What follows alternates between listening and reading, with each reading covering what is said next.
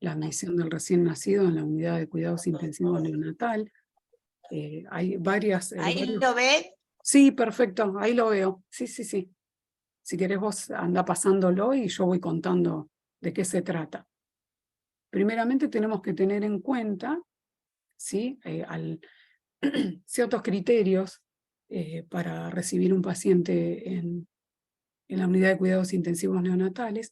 Generalmente el personal debe ser idóneo, el que reciba al recién nacido, enfermeros capacitados. Ahora en breve voy a explicarle cada uno de estos ítems. El siguiente ítem es la comunicación, el siguiente es la infraestructura y equipamiento.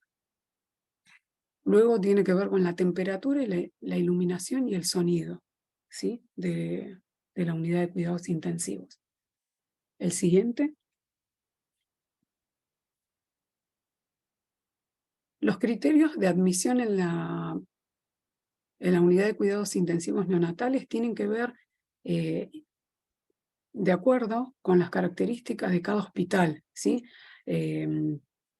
Más que nada con la complejidad, a lo mejor no son los mismos criterios que se utilizan en una unidad de cuidados intensivos con alta complejidad quirúrgica que a lo mejor en una unidad de cuidados intensivos que recibe recién nacidos prematuros.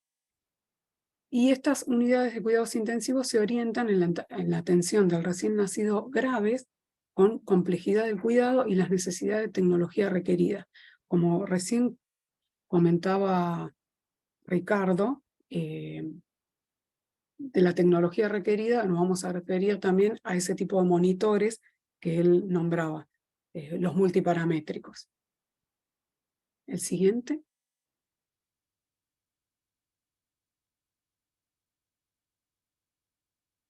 Siguiente.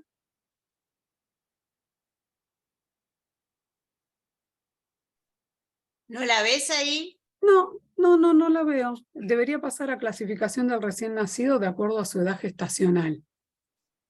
¿Esa la ves? No, estoy viendo criterios de admisión, la misma que hablé recién.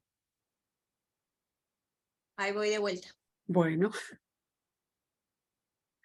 La clasificación del recién nacido de acuerdo a la edad gestacional, esto lo vamos a ir viendo a lo largo, se va a ir como repitiendo, va a ser como repetitivo a lo largo de las clases, para que ustedes tengan en cuenta la edad gestacional del paciente, el peso, cuáles son los criterios de admisión, por qué en algunas neonatologías, aunque el paciente tenga, un ejemplo, 3 meses de vida, pero con un peso de 1500 gramos, se lo sigue aceptando en algunas unidades de cuidados intensivos. Porque a veces lo que se valora es... Hay un micrófono abierto. Es Ricardo. Ricardo el perro. Perdón. El perro. Porque a veces ¿Se lo que ve se ahí valora... Mariela o no? No, ¿sabes qué no? No, yo igual la estoy explicando, pero no la estaría viendo. Es la número 4.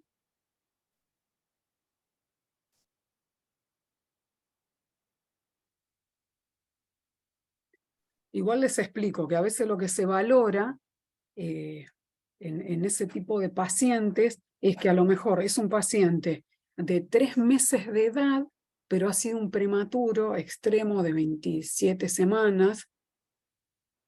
Entonces, ahí está, ahí la estoy viendo la diapositiva. Les decía que lo que se valora es el peso del paciente, que a lo mejor el paciente tiene 1,7 kg, pero tiene 3 meses, pero tuvo una edad gestacional de 27 semanas. Entonces, esta diapositiva, donde uno recuerda la edad gestacional, porque en realidad en neonatología se los acepta hasta los 28 días completos de vida extrauterina. Entonces, a veces depende de la patología del paciente.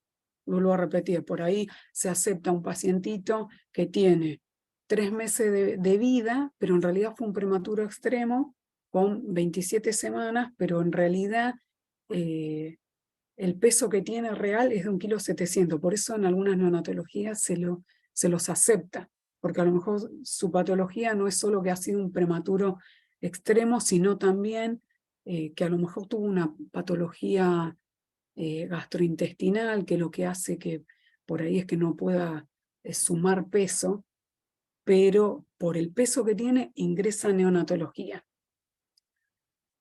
Entonces, continuando, son considerados los recién nacidos pretérmino, aquellos que nacen con menos de 37 semanas de edad gestacional. Ay, me apareció una diapositiva que no es la mía. Esa es mi diapositiva, Carmen. Sí, está pasando una diapositiva que no es la mía.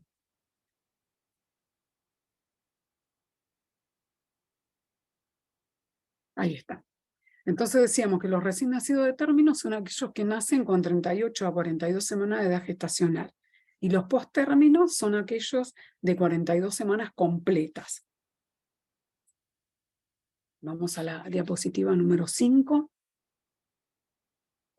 donde vamos a hablar de enfermería y la comunicación, ¿sí? Ahí la ve. Sí, perfecto, ahí la veo. Como dijimos al comienzo, enfermería debe estar capacitada y debe tener un conocimiento en atención del recién nacido de riesgos, sea en prematuros extremos o recién nacido de términos graves, ¿sí? Como por ejemplo hernias diafragmáticas, hipertensos pulmonares. Lo que vamos a tener en cuenta es que estas nuevas generaciones de profesionales deben capacitarse y aprender a atender y cuidar a estos recién nacidos.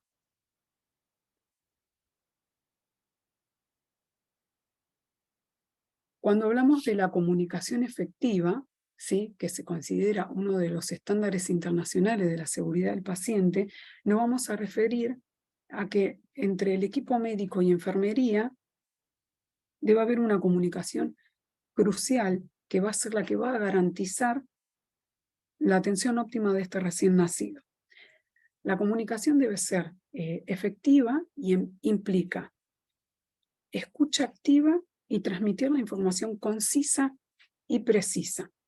También es de vital importancia mantener una comunicación activa, abierta y empática con las familias, ¿sí? No se olviden que esas familias que tienen un recién nacido internado en la UCIN tienen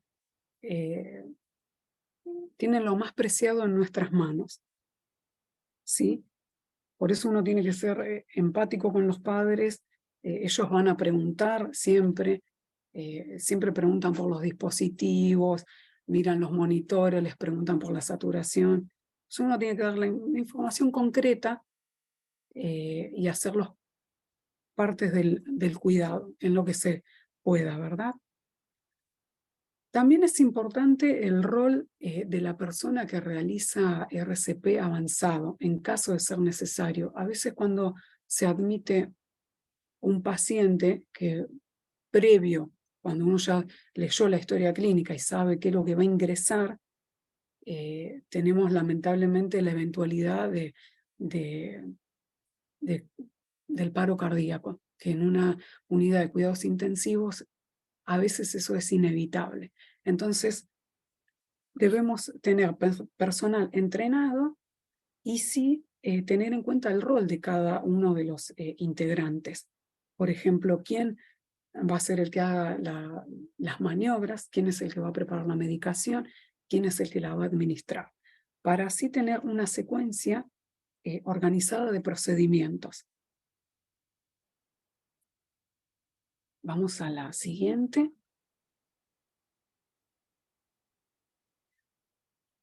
También tenemos que tener en cuenta en esa admisión de los recién nacidos el equipamiento y la infraestructura que presentan estas neonatologías. Generalmente, todas las neonatologías están capacitadas de acuerdo a la gravedad del paciente, y a las patologías que reciben, ¿no es cierto? Entonces, equipamientos, como muestra ahí la fotito, yo les hice una más completa de una neo, ¿no? Que tiene una incubadora, en otros casos una servocuna, una balanza para pesar al paciente, el monitor multiparamétricos, los respiradores, fuentes de oxígeno y de aspiración, que eso se va a encontrar siempre en el cabezal de las unidades como la incubadora y la servocuna, las bombas de infusión, el carro de paro, que siempre tiene que estar en un lugar funcional para lo que hablábamos anteriormente, la puntualidad paro y luminarias necesarias para procedimientos. Generalmente esas luminarias se utilizan para hacer procedimientos en la unidad y no encender todas las luces y hacer un cuidado más individualizado cuando uno tiene que hacer un procedimiento. Pero eso depende de cada unidad de cuidados intensivos. La siguiente. Esta incubadora de este servicio va a tener ciertas características, ¿sí? La más importante va a ser la doble pared, que es la que no permite esta doble pared no permite que la temperatura del ambiente, como explicó recién Ricardo, que a veces varía según invierno o verano, me modifique la temperatura que yo seteé dentro de esta incubadora. Estas incubadoras, hay muchas de última generación. Esta es la que comúnmente se utiliza, que es la que se ha visto en la mayoría de las NEO, ¿sí? Algunas son más sofisticadas. Esta que está en la foto presenta el accesorio de la fototerapia, la luminoterapia. Hay otras que no. Tienen un panel de monitoreo, como explicó Ricardo, donde se puede visualizar y setear la temperatura en modo aire o en modo servocontrol. Estas incubadoras también en algunas neonatologías generalmente se utiliza un cobertor de tela para que no influya la luz del ambiente, ¿sí? En cuanto a lo que es el microclima de la incubadora, esto se utiliza comúnmente para evitar las pérdidas insensibles de agua en el neonato.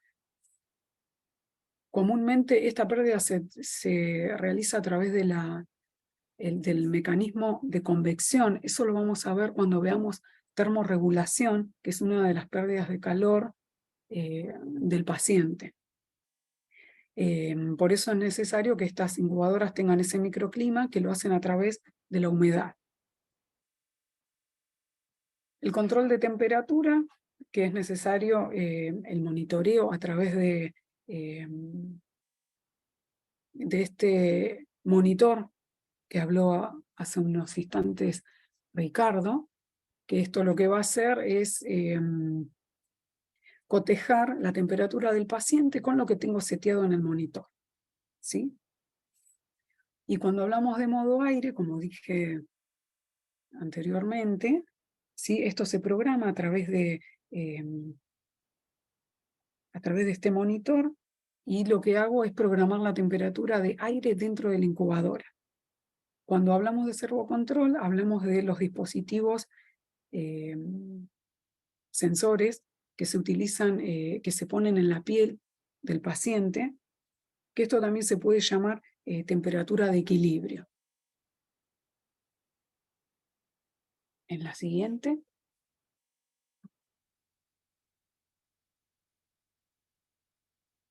Bueno, las servocunas son unidades que son de elección prioritaria para un mejor manejo inicial. Nosotros comúnmente utilizamos esta unidad cuando se va a realizar algún tipo de procedimientos, ¿sí? Como algún tipo de cirugía o algún tipo de colocación de catéteres que necesita una apertura para poder trabajar. Una vez que se realiza el procedimiento, si es un paciente prematuro, inmediatamente pasa de nuevo a la incubadora. Este tipo de unidades presentan luminaria propia para realizar procedimientos. Y también presentan servocontrol como las incubadoras a través de un sensor de piel. La siguiente.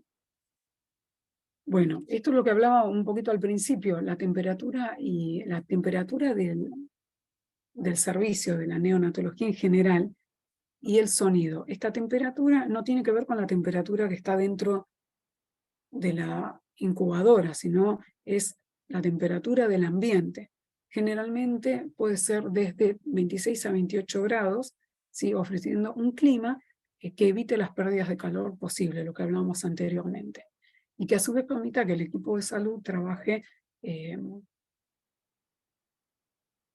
coordinadamente. ¿Sí? Generalmente trabajamos con mangas cortas para hacer,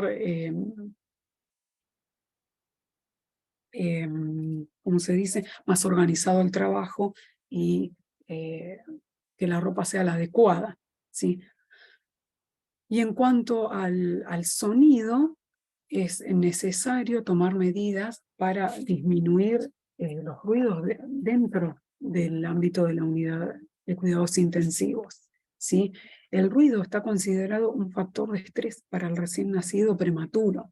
¿Sí? En algunas unidades de cuidados intensivos se utiliza este dispositivo comúnmente llamado oreja, pero en realidad su nombre es decibelimétrico, ¿sí?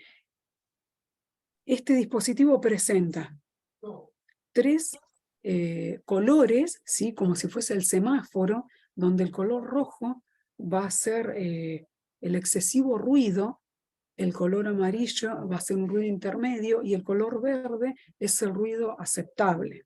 ¿Sí? En algunos otros servicios se puede llegar a utilizar este dispositivo que se ve en la carita del bebé, en la orejita, que eso se denomina sonómetro. No hay en todos, pero bueno, algunos que tienen la posibilidad lo utilizan. Generalmente estos se usan en pacientes con hernia diafragmática o pacientes hipertensos pulmonares. Y si no se utiliza algodón, el que no tiene este taponcito, puede colocarle un algodoncito en los oídos. Ahí está, perfecto. Sí, es verdad, se puede utilizar algodón también. Bueno, vamos a la siguiente.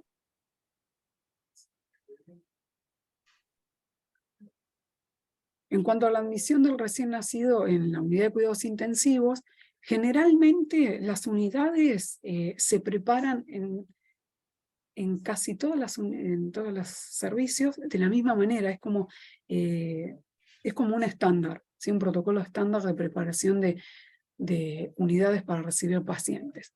Entonces, uno para el ingreso de un recién nacido debe contar con una unidad que tenga, primeramente, una servocuna incubadora, como hablamos anteriormente, seteada con la temperatura para recibir al recién nacido. Previo, nosotros debemos conocer el diagnóstico de ese paciente. En base a ese diagnóstico, uno arma la unidad, ¿sí? Pero generalmente siempre utilizamos los mismos criterios.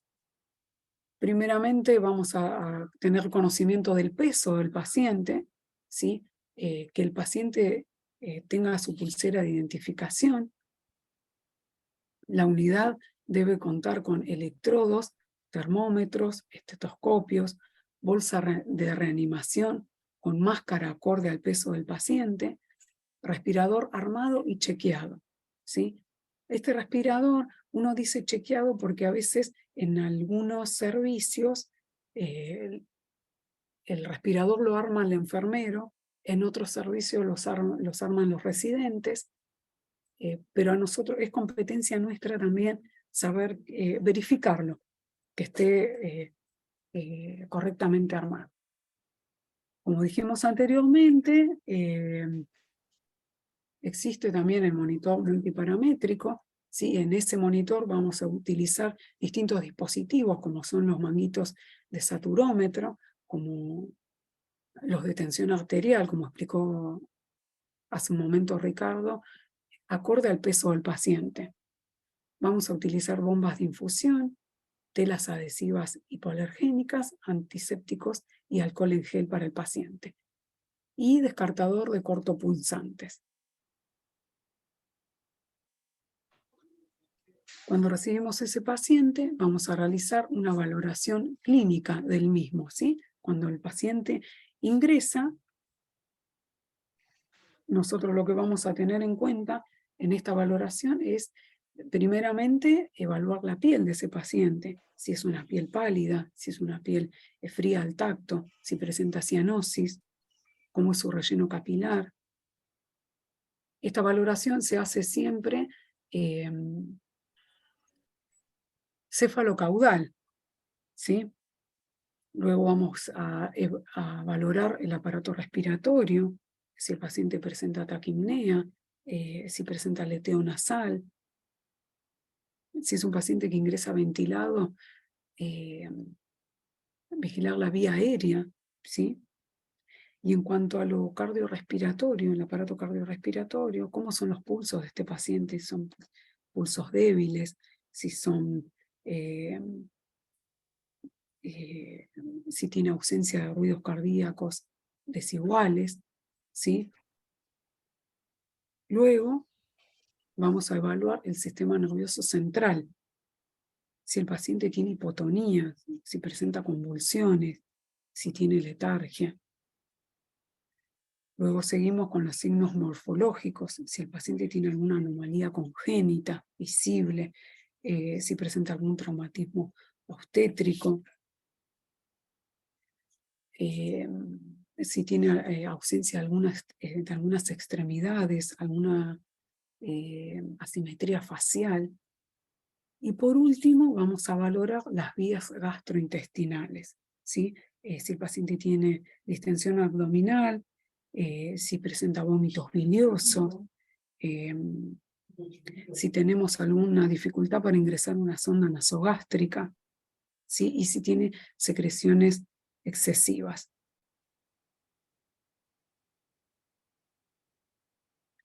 ¿Alguno tiene alguna pregunta?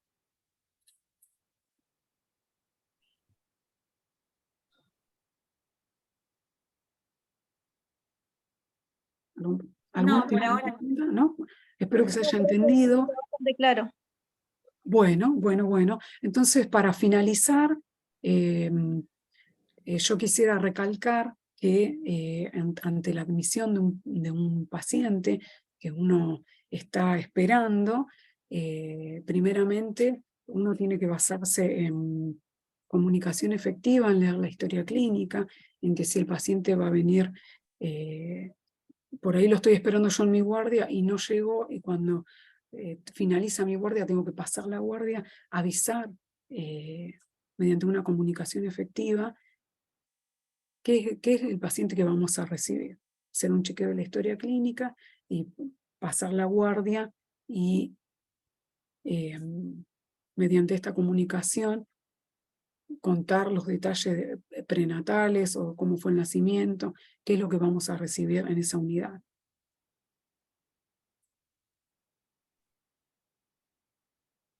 Acá hay Muy una clara, pregunta, Mariela, ¿eh? acá hay una pregunta que por ahí lo va a poder contestar Ricardo o vos, Mariela, donde dice que Sí. ¿cómo son los signos vitales? Ahora lo perdí, pero bueno, ¿cuándo son los signos vitales? ¿Cómo se toman los signos? Relacionado a eso y al tema anterior, ¿cómo es la toma de signos vitales en un paro cardíaco en el consecuente de maniobra RCP? Creo que ahí quiere preguntar cómo te das cuenta los signos vitales cuando un paciente está en paro cardiorrespiratorio. Claro, como estamos en una terapia intensiva, tenemos el monitor multiparamétrico que nos da una información fidedigna del estado del paciente. Por eso, cuando iniciamos la diapositiva, dijimos que los elementos de la unidad del paciente son el monitor multiparamétrico y los dispositivos para control de los signos vitales, como por ejemplo el saturómetro, los electrodos para la frecuencia cardíaca,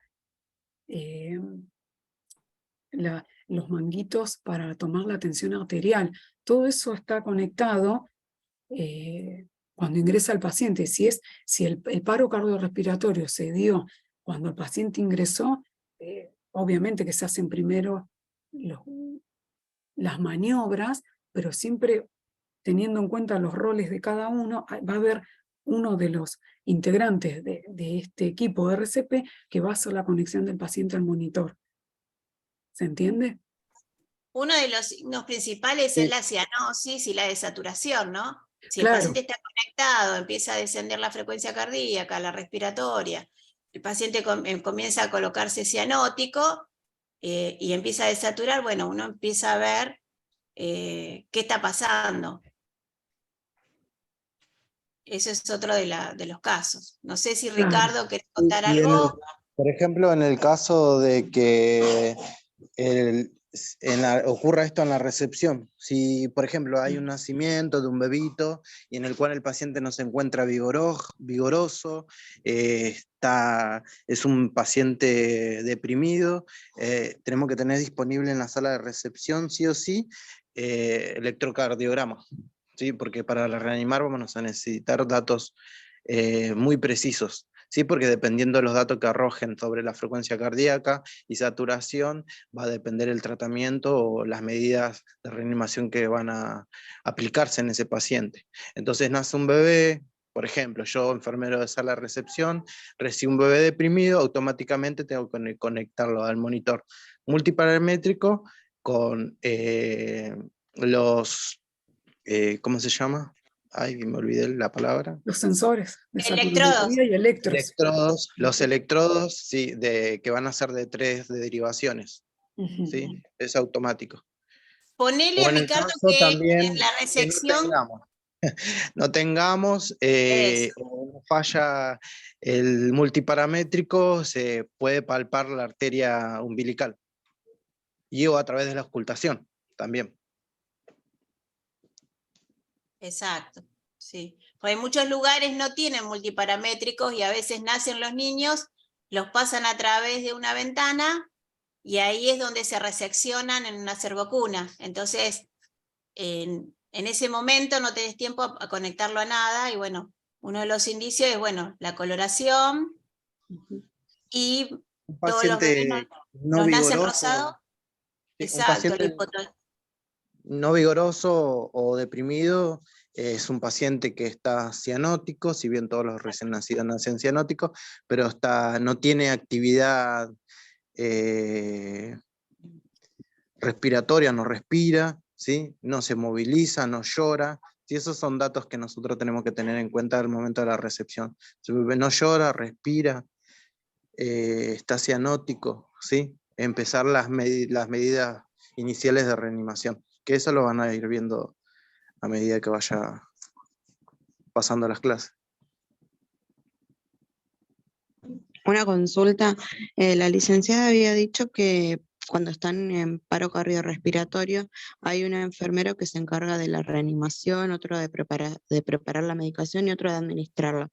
¿Eso vendría a ser como protocolo, como norma de cada neo? Generalmente, yo te cuento de mi experiencia en mi hospital, el RCP de maniobras lo inicia el médico, que realiza preparación de medicación y un enfermero que administra.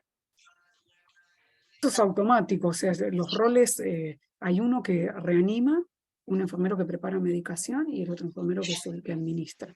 A la vez todos estamos mirando el monitor y evaluando el paciente en la evolución. Lo ideal es que en sala de recepción como mínimo hayan 3 profesionales altamente capacitados en reanimación, ¿sí?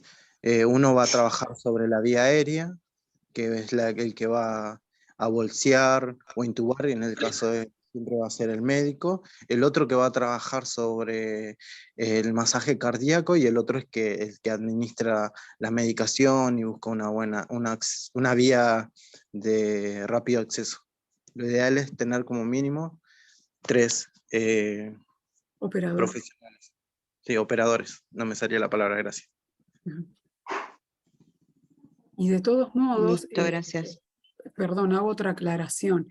También en cuanto a RCP, a lo que es RCP, hay también un protocolo de cada 2 años actualizarse, ¿no? Corríjanme, chicos, si ustedes tienen otra información, pero sé que cada 2 años... Sí, sí, sí.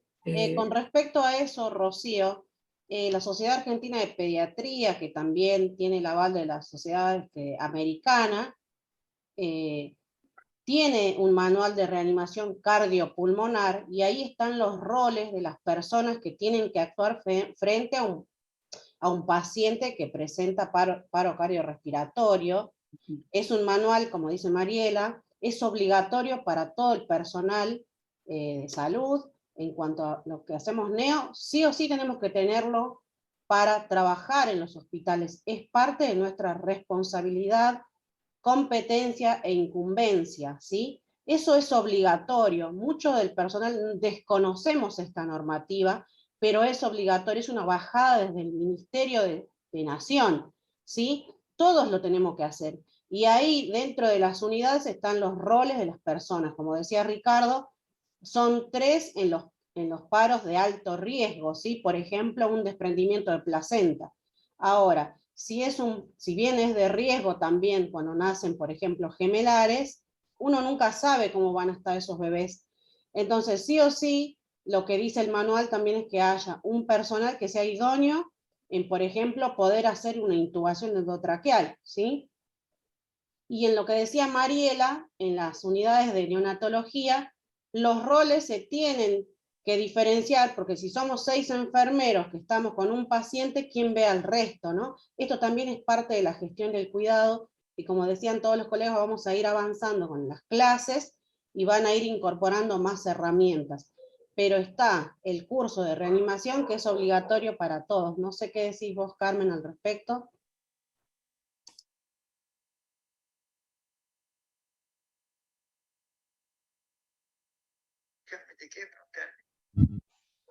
Igual los que no tengan el curso todavía porque son nuevitos, dentro del curso de NEO se da el curso de RCP. Más adelante en la parte de prácticas se da como un módulo también de RCP donde vienen instructores y lo dan y lo actualizan. Cada 2 años se actualiza el curso de RCP. Y es como dicen las colegas, es que todo personal que está en neonatología es obligatorio tener el curso de RCP. Sí, porque a veces los médicos que son residentes tampoco saben hacer curso de RCP, ellos también tienen que hacerlo al curso, y a veces la que toma el mando es enfermería. Entonces, toda persona que está en la neo tiene que saber RCP. Y más si va a asistir a la recepción, siempre hay una persona que tiene que saber hacer las maniobras, ¿no? Y saber cómo actuar y los roles que le corresponde a cada uno.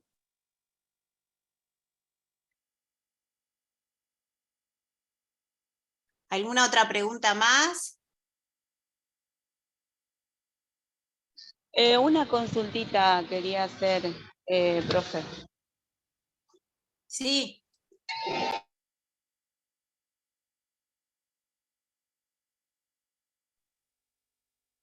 Te escuchamos. No en un ingreso, sino en un bebé que estaba internado. Entró en convulsión, estaba en hipotermia, y bueno, llamamos al médico, pero yo tuve que proceder con la reanimación. En ese momento no sabía, como no tengo tanta experiencia, no sabía si era de mi incumbencia o no, pero fue lo que procedí. Así que ahora me quedó un poco más claro que podemos proceder. Sí, vos tenés que proceder hasta que llegue alguien. Si vos no tenés hecho el curso, pero vos sabés que el paciente necesita un apoyo respiratorio o alguna maniobra, por lo menos lo vas bolseando hasta que viene el médico o alguien que tenga la instrucción en RCP. Pero vos el oxígeno se lo tenés que facilitar al paciente cuando vos ves que los signos vitales no responden, que el paciente está cianótico, que desciende su frecuencia cardíaca. Igual un paciente que está en hipotermia, bueno, uno tiene que tener un control más estricto, ¿no?